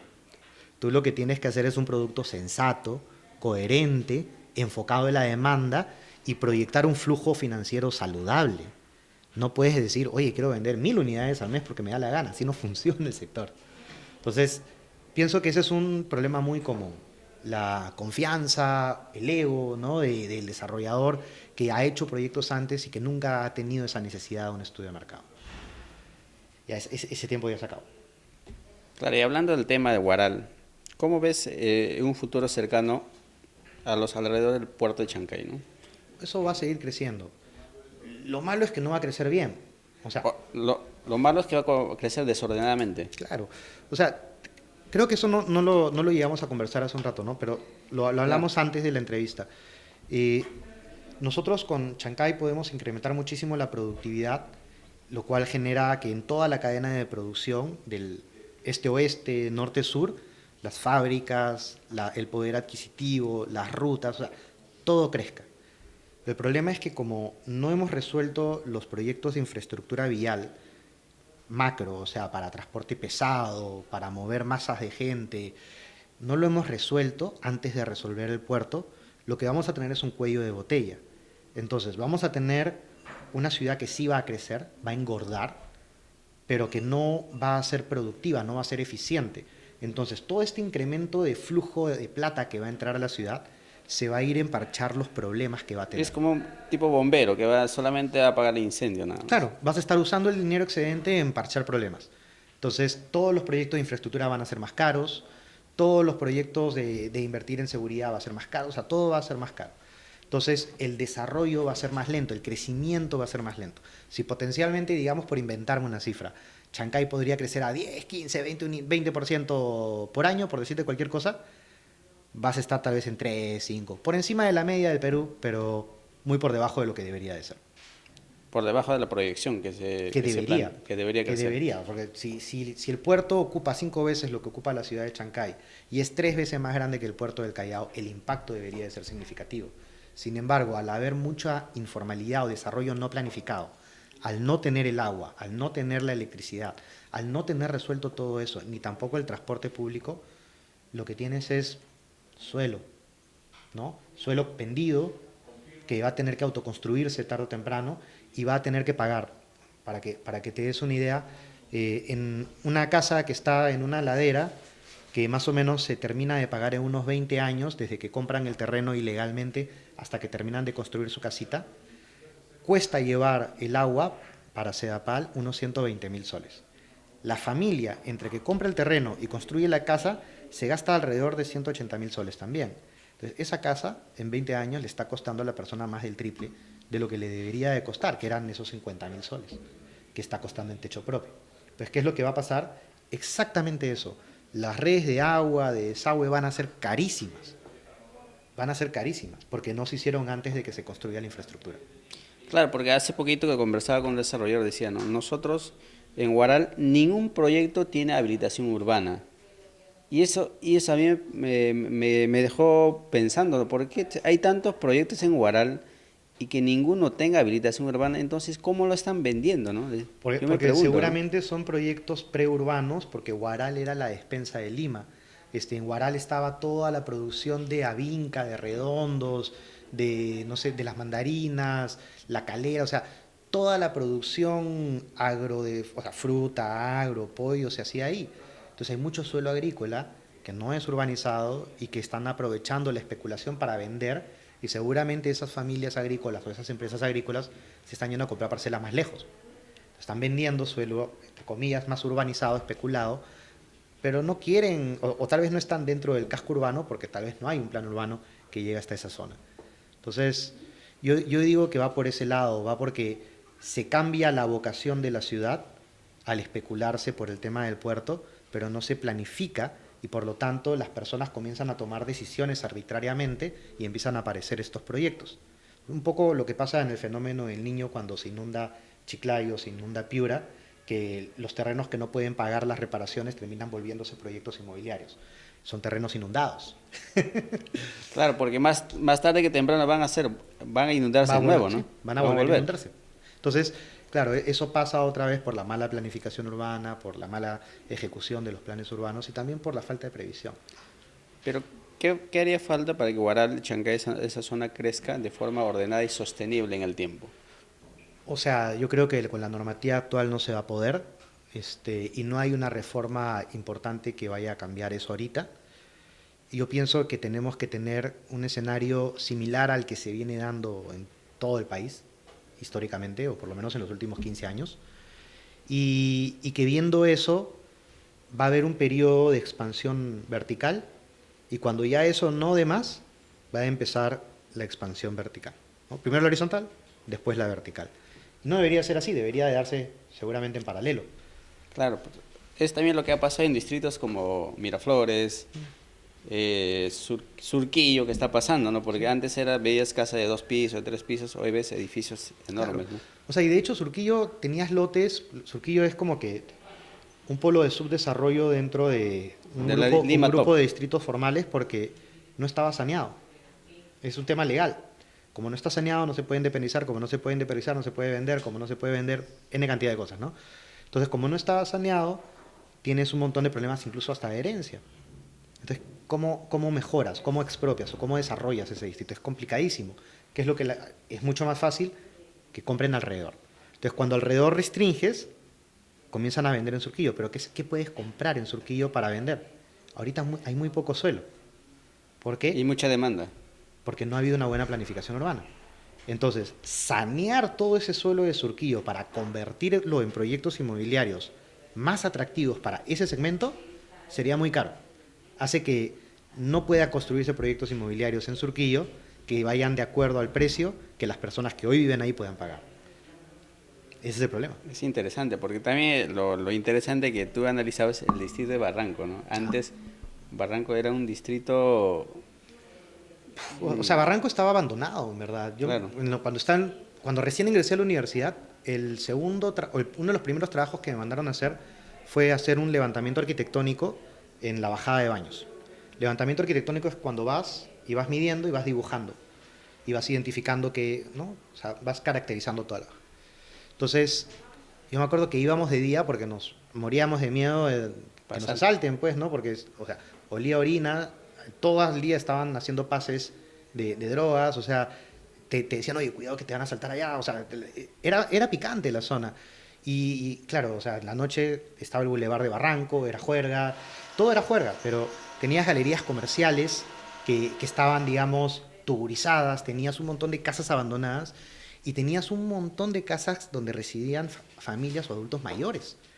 Entonces, Barranco no pagaba mucho arbitrio, no tenía plata para mantener sus propios monumentos, o sea, era un distrito viejo, ¿no? Que se usaba simple y llanamente porque tenía tenía propiedades baratas, entonces lo usaban de juerga. ¿Qué pasó? El Ministerio de Cultura invirtió en la bajada de Baños. Le puso las luces, lo limpió, lo arregló, comenzó a sanear propiedades, ¿no? En paralelo, desarrolladores inmobiliarios comenzaron a interesarse en Barranco por el cambio de normativa de Miraflores y Surco. Subieron el área mínima a 60 y 120 metros cuadrados. Entonces, claro, ya nadie de mi generación le alcanzaba para comprarse departamentos ni en Surco ni en Miraflores. Y Entonces, Barranco era más cómodo. y si tú te fijas en la publicidad de esa época, del 2009 de Barranco, es el distrito ideal para los millennials. Y hablar de millennials en esa época era una mala palabra. O sea, los millennials éramos lo peor, ¿no? Los engreídos, lo que no queríamos hacer nada como los demás. De verdad. Ahora ya hemos hecho las paces con los millennials, ¿no? Pero, ¿por qué era el distrito ideal para los millennials? Porque les habían cerrado el acceso a la vivienda en los otros distritos. Y a los Miraflores, San Isidro, Claro. Entonces había que promocionar que este distrito era ideal los para ellos. alrededores. Exacto. Entonces, Lincidro, Magdalena pasa pucha, a subir su valor, yo me acuerdo estaba en $45,000 a $120,000, un depa. O sea, se disparó en un año y medio, dos. Magdalena, Lincidro, y Barranco se fueron para arriba. Y Chorrillos empezó a desarrollarse. Es interesante el análisis urbano. Me imagino que en otra oportunidad vamos a tener más oportunidad de conversar. Pero hablamos, algo que me llamó la atención, decías, tú siempre te refieres en tus podcasts a la chismosa del barrio. ¿A qué se refiere? Lo que ¿Cómo pasa... lo conceptualizas eso? Porque si vemos en los edificios siempre alguien está mirando, ¿no? Me Claro. imagino que te refieres a eso. O sea, hay una teoría en urbanismo que se llama ojos en la calle, ¿no? Ya. Y alude a que si hay personas consumiendo el espacio público activamente, hay vigilancia barrial. Si las personas viven en la zona y están consumiendo el espacio público, vas a cuidar a los niños y todo. Y aparte siempre, las quintas y en todo, siempre se da ese fenómeno de que, o se daba, ¿no? De que las personas se quedan en su balcón mirando y están mirando cómo abajo los niños, no sé, están tirándose lobos, jugando carnavales, como cuando éramos chicos, ya no se puede valorar los celulares, pero, o sea, jugando partido o lo que sea en la calle. Entonces, eso lo que genera es que si se acerca un sospechoso, ya sabe que está la persona arriba y no se mete, pues. Entonces es disuasorio. No significa de que esa persona va a sacar una pistola, Iván, no. Es disuasorio. Entonces, en la teoría urbana, cuando tú tienes mucho espacio que tiene, digamos, tendencia a estar desolado, Claro. se genera dos fenómenos: la percepción de vulnerabilidad y la percepción de oportunidad de delinquir. Porque el choro ve de que puede hacerlo y nadie lo mira. Y tú te das cuenta de que estás en un espacio vulnerable porque nadie te está cuidando. Y eso genera de que se vuelva una experiencia negativa. Tal vez no te asaltaron, ¿no? Pero si caminaste por Breña, sabes a lo que me refiero. Sabes a lo que te expones, ¿no? Exacto. O sea, no necesariamente te expones, pero, o sea, yo he hecho obra en Breña, en la cuadra 17 de la Avenida Argentina incluso, donde tú tienes cuadras de 130 metros cuadrados, muros enormes, y claro, yo sí tenía a sindicato de obreros afuera haciéndome huelga y sí estaba muerto de miedo, ¿no? Pero si tú caminas por las distintas calles de Breña, antes de que empiecen a construir el centro comercial La Rambla y todo lo demás, no había ojos en la calle, todo era baja densidad, eran manzanas largas y todo estaba deteriorado. Entonces, por donde tú caminabas, tenías miedo. Ahora ha cambiado, ahora tienes muchos edificios, tal vez ya muchos, no sé, ya eso es un tema, depende de los teóricos, pero tienes más gente caminando en la calle, gente en los paraderos, gente consumiendo en los zócalos comerciales, y eso ha dinamizado el distrito. Ahora es más amigable caminar por ahí. Claro, y Fernando, ¿cómo se llama? ¿Cómo se llama? Para hacerte esta pregunta, el tema de los agentes, ¿un agente debe ser especialista o debe ser generalista y conocer de todo un poco? Estamos en un mundo de especialización. Definitivamente tiene que ser especialista. Y uno no se especializa por capricho, uno se especializa por la posición en la que te encuentras y por las herramientas que tú tienes, ¿no? Si tú eres una persona que estudia arquitectura o economía o legal, como agente, tú vas a poder utilizar esas herramientas mejor. Si tú eres una persona que toda su vida ha hecho relaciones públicas y sociales en ciertos distritos de Lima, te conviene manejarte en esa zona, porque conoces a gente, puedes captar oportunidades y puedes venderlas. Por eso es la especialización, ¿no? Claro, porque un especialista a veces es más, sus tarifas son más altas, ¿no es cierto? También, sí, también. Y Fernando, háblame de tu canal. Me parece un canal súper interesante, la incubadora y el tablero inmobiliario. ¿Cómo nace ese proyecto? Porque ¿cuál es el propósito, ¿no? De generar contenido, porque tú haces contenido de diferentes ámbitos, no solamente analizas un segmento. Sí. He visto contenidos muy variados, ¿no? Sí, sí, sí. Lo que pasa es que, a ver, cuando, digamos, me toca asumir el rol comercial de la empresa, porque antes yo era más director y hacía el análisis y los estudios de mercado. Cuando me toca asumir más el rol comercial, había que utilizar mis herramientas, ¿no? Y yo ya tenía experiencia, digamos, comunicando, porque tengo que sustentar estudios de mercado a cada rato, entonces tengo que sentarme frente a directorios y tengo que exponer. Y si he hecho como 1.700 estudios de mercado, entonces he hecho más de 1.000 y pico de exposiciones. Entonces tenía cancha en eso, he dado capacitaciones, he dado conferencias y me va muy bien grupos pequeños de personas. Entonces, a la hora de asumir, comenzamos a conversar y mis socios, que ya venían como que 3 años pidiéndome y empujándome para que abra un perfil de influencer, y yo rechazándolo, llegó un punto en el cual dije, ok, ahora sí toca. Ahora sí toca, post pandemia, ¿no? Pero sí fue, lo voy a hacer, pero a mi manera.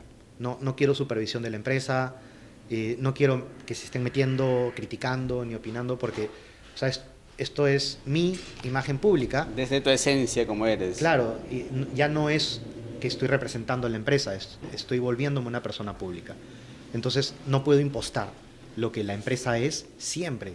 La empresa tiene un perfil que tiene que ver también con mis socios, no solamente soy yo, ¿no?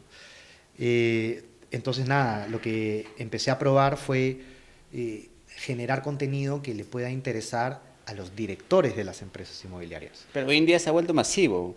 Sí. Es un contenido para cualquier agente, para cualquier desarrollador, para cualquier arquitecto que quiera aprender un poco más, porque entrevistas a personajes muy reconocidos, ¿no? Sí, o sea, ahí ha pasado la decana del Colegio de Arquitectos del Perú, varios ex viceministros.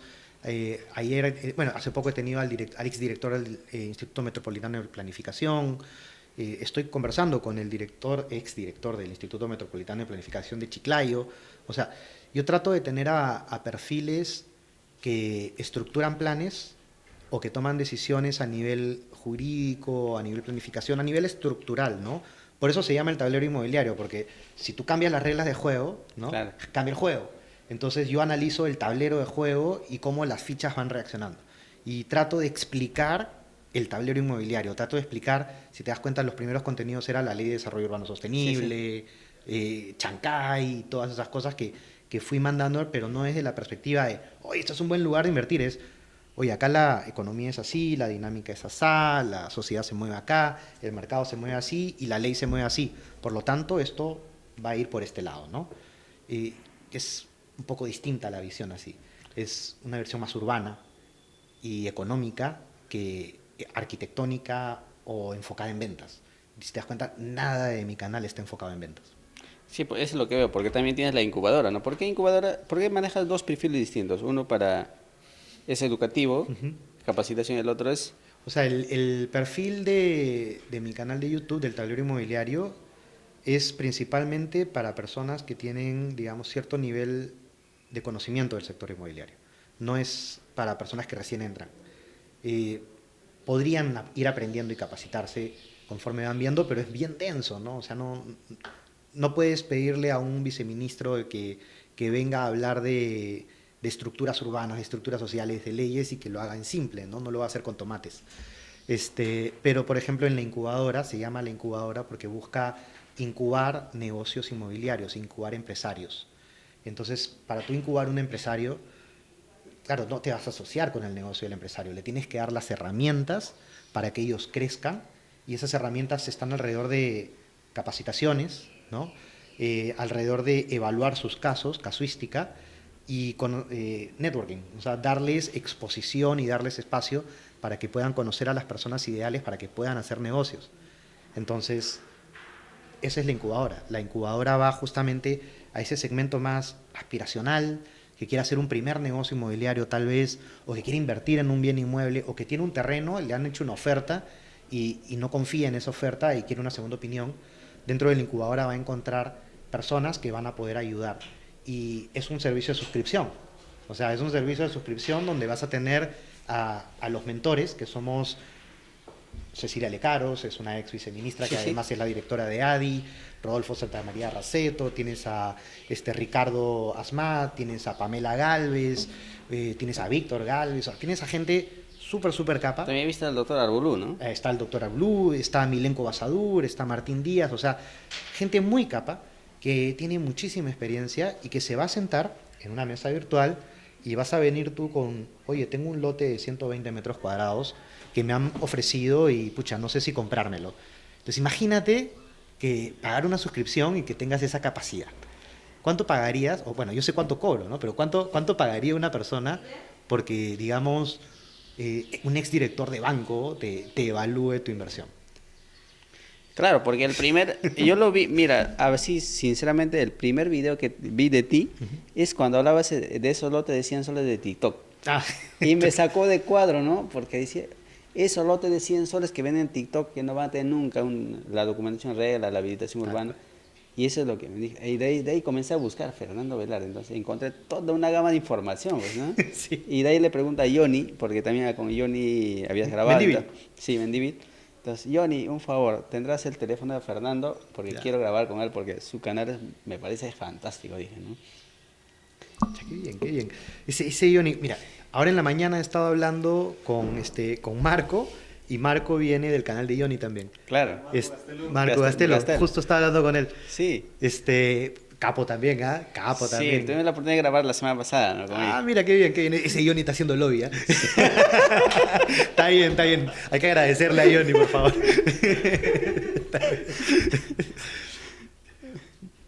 Sí, ese es, parece, ¿no? ¿Tú qué opinas de ese proyecto? En ese video hablabas de acciones y derechos, ¿no? ¿Está bien comprar ese tipo de productos? ¿Tú cómo lo ves? O sea, ¿Es recomendable? Lo ideal es un título de propiedad, ¿no? Es lo ideal. Acciones y derechos siempre hay un riesgo. Mientras menos formal sea la propiedad, más riesgo va a tener. O sea, si tú compras acciones y derechos, algún grado de confianza o de formalidad y porque hay algunos títulos o hay algunos contratos. Y con la nueva ley que se está estructurando, la idea es agilizar el proceso de formalización. Ahora, si tú compras una propiedad que es menos que acciones y derechos, estás asumiendo más riesgos, ¿no? Y no necesariamente eso es solamente en el nivel socioeconómico C, D o E. O sea, tú ves todas las playas del sur, son acciones y derechos. Y esas son casas de $250.000, $300.000. Entonces no estamos hablando de un problema estructural solamente de los pobres. Entonces hay que tener mucho cuidado con eso. Sí, sí, yo no lo recomendaría a pesar de que es una práctica normal. A pesar que es lo habitual. Es lo habitual, sí. Claro, ¿no? Sí. Muchísimas gracias, Fernando. Ha sido, creo que, una ilustración para nosotros, para la comunidad. Esperamos que esto no sea la última vez para seguir grabando más contenidos, sobre todo para la comunidad de bienes raíces, ¿no? Para nosotros ha sido un aprendizaje, una tarde súper productivo, porque hemos aprendido desde tu experiencia de estos 17 años viajando por el Perú haciendo estudios de mercado, y me pareció fantástico conversar contigo y que des tu aporte a la comunidad que nosotros también estamos armando, porque la finalidad es esa, ¿no? El propósito de esto también es contribuir un poquito a que la gente tenga esa educación inmobiliaria para que pueda comprar sus proyectos con información adecuada, que no puedan cometer los errores. De acuerdo, de acuerdo. Y no solamente informemos a los compradores, informemos también a las autoridades que a veces también no entienden mucho del sector y dicen las cosas simplemente por repetirlas. Yo creo que ellos también tienen que entenderse un poquito más, entender de que esto les genera a ellos recursos, les genera facturación, arbitrios, y eso con eso pueden pagar limpieza, pueden pagar seguridad. Entonces hay que ver al desarrollador inmobiliario de alguna manera como un aliado Como un para socio, el desarrollador urbano. O sea, el desarrollo urbano en el Perú es una asociación público-privada, Claro. donde el privado invierte y el público pone las reglas de juego. Y recauda también. Y recauda y gana. Entonces, claro, bacán. Mientras que los dos estén alineados con el mismo objetivo, funciona muy bien. Pero si las autoridades se tiran para atrás y ya no están alineados los objetivos, ya no funciona muy bien. Entonces, yo creo que también hay que hacer esa chambita de comunicar, tanto para el llano como para arriba. Claro, me parece genial. Y para ir terminando, Fernando, déjanos tus redes sociales, donde te pueden encontrar la comunidad para seguir aprendiendo de tus contenidos. En Facebook soy Opinión Inmobiliaria, pero mi canal principal es el YouTube. Ahí soy el tablero inmobiliario y en el tablero sí vas a encontrar de todo. De hecho, tengo un servicio de membresía donde en las membresías hay capacitaciones de estructuración de negocios inmobiliarios. Y también, bueno, ahí voy a ir publicando algunos lives que voy a ir haciendo en el tiempo también. Claro, espero hacer un live, Fernando, por ejemplo, nosotros estamos pensando hacer lives los miércoles. Un miércoles te comprometo a participar en nuestros lives para poder generar un contenido también ahí, hablando de urbanismo, de los retos que enfrenta el rubro inmobiliario en estos años, ¿no? Claro. Sería genial. Encantado. Sí. Muchísimas gracias. Esto ha sido un conversatorio muy interesante y fructífero con Fernando Velarde, de CEO de BEMAS, también creador de la incubadora inmobiliaria, el tablero inmobiliario. Muchísimas gracias. Hasta la próxima oportunidad. Muchas gracias, te pasaste. Gracias, Fernando. Buena entrevista. Para mí ha sido un lujo, Fernando, porque no pensaba mira, este proyecto